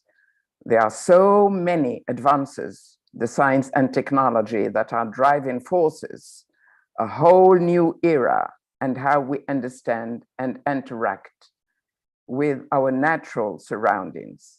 Artificial intelligence, computing, robotics, nanotechnology, 3D printing, and just name it. All this is concurring among so many others to connecting our digital, biological, and physical worlds in a way that has never been done before.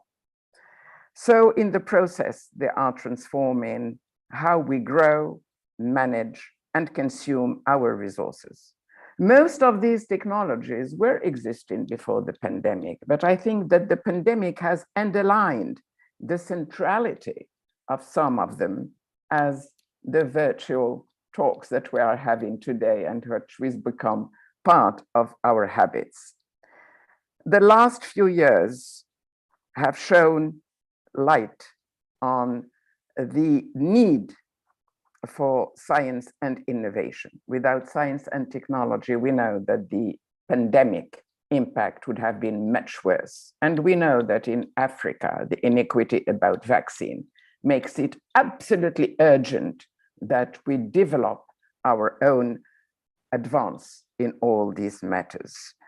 So the central crucial need for more investment in education and R&D are really obvious.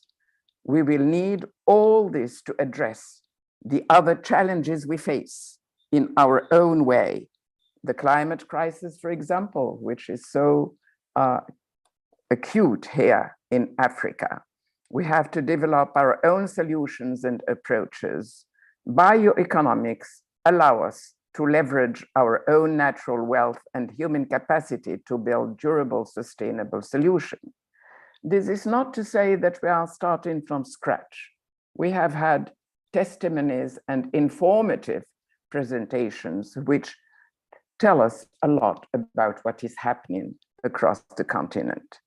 But we really do need to invest much more than what we are doing.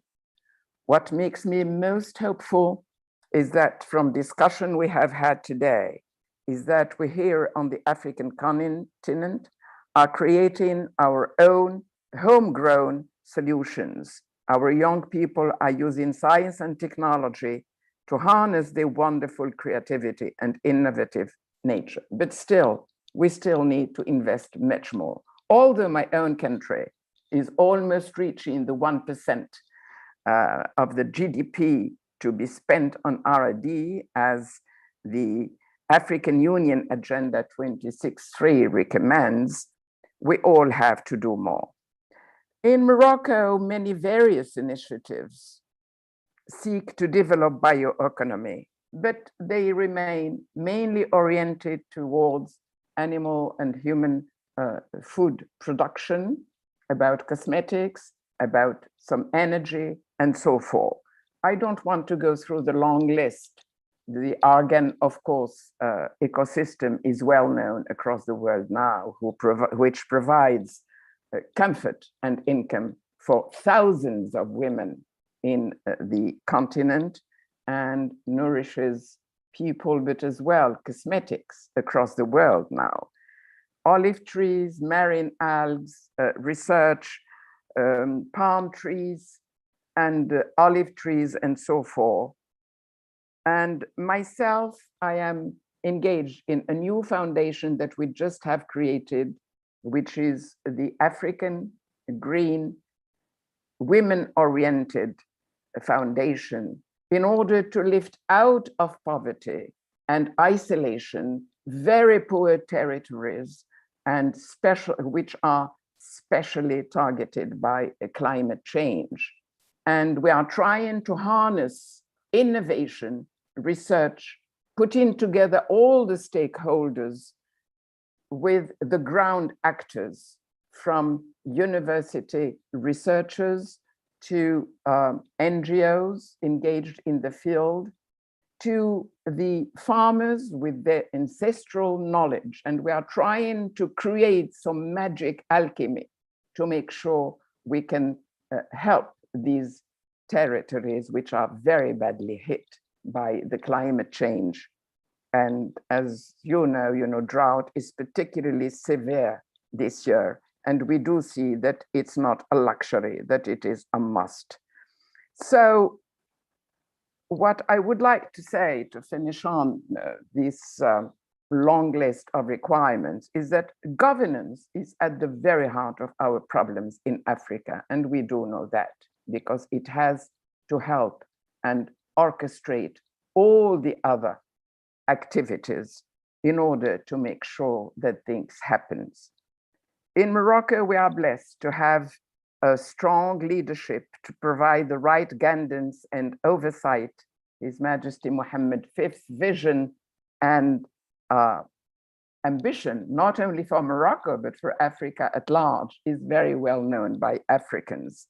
So a broad plan, as you know, for agriculture has been designed in 2020 for 10 years, green generation, which builds on the Plan Vert that most of Africans know by now, but trying to bundle up to harness more innovation, new ways of doing things, and to give more modernity to the sector.